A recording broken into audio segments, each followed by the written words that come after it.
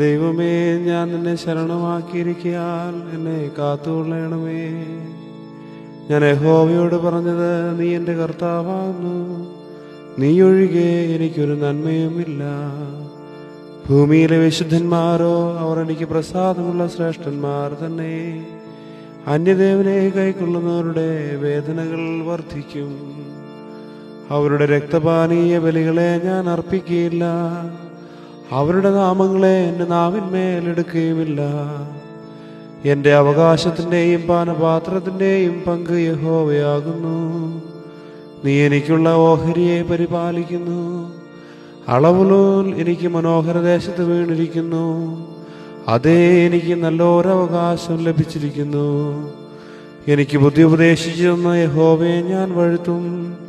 രാത്രികാലങ്ങളിലും എൻ്റെ അന്തരംഗം എന്നെ ഉപദേശിക്കുന്നു. ഞാൻ യഹോവയെ എപ്പോഴും എൻ്റെ മുൻപിൽ വച്ചിരിക്കുന്നു. അവൻ എൻ്റെ വലതുഭാഗത്തുള്ളതുകൊണ്ട് ഞാൻ കുലുങ്ങിപ്പോകുകയില്ല.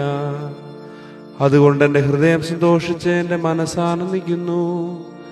എൻ്റെ ജഡവും നിർഭയമായി വസിക്കും. നീ എൻ്റെ പ്രാണനെ പാതാളത്തിൽ വിടുകയില്ല, നിന്റെ പരിശുദ്ധനെ ദ്രവത്വം കാണുവാൻ സമ്മതിക്കുകയുമില്ല.